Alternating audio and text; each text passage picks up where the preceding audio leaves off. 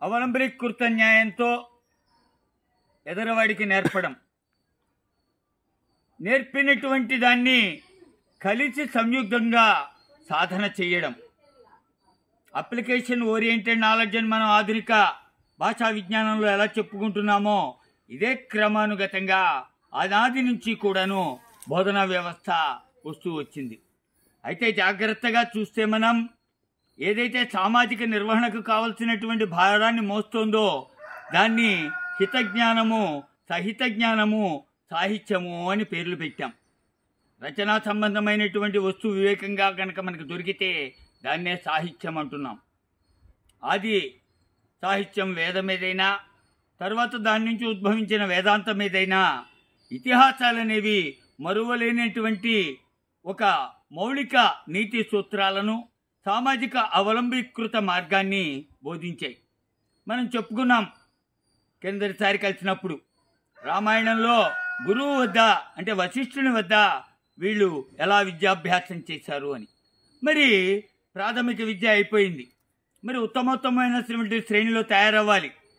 అలా తయారవ్వడానికి కావలసినటువంటి విజ్ఞాన రహస్యాలను అనుసంధానం చేసుకున్నటువంటి ఖని అయినటువంటి గాది తనయుడు విశ్వామిత్రుడు తన నోట ఒక యజ్ఞాన్ని చేస్తున్నానని, యజ్ఞ సంరక్షణ విధి రామలక్ష్మణులకు అప్పగించమని దశరథుడిని అర్థిస్తూ వచ్చాడు. మొట్టమొదటి దశరథుడు విశ్వాసాత్మకుడుగా నేను వస్తాను, పసికోనులైనటువంటి ఈ బాలకులు యజ్ఞ సంరక్షణ విధి నిర్వహించలేరు, అమాయకులు అంటాడు. అర్థిత్వం నుంచి ఆజ్ఞాపస్థితిలోకి వచ్చింది.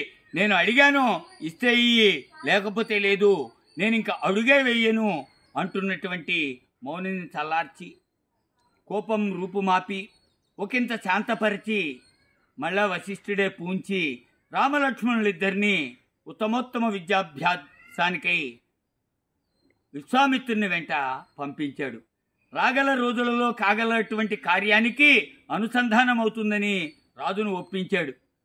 మరి అలా వెళ్ళేటువంటి వాళ్ళు ఆ సరయు నది తీరం చేరగానే రామాయణంలో బాయ్ సంధ్యాకాలం వచ్చింది, చీకటి కాంతులీనేటువంటి సూర్యుని యొక్క కిరణాలను అపహరిస్తోంది, మీరు తొందరగా ఆచరించండి, నేను బల అతి బల అనే 2 విద్యలను ఇస్తాను అంటూ వారి చేత ఉద్యుక్తం చేసి, మరి సమయాంతరీకరంగా ఈ బల అతి బల విద్యలతో పాటు అనాదిగా తను సాధన చేసినటువంటి యావత్ ధనుర్విద్యని వారికి ధారాదత్తం చేస్తాడు.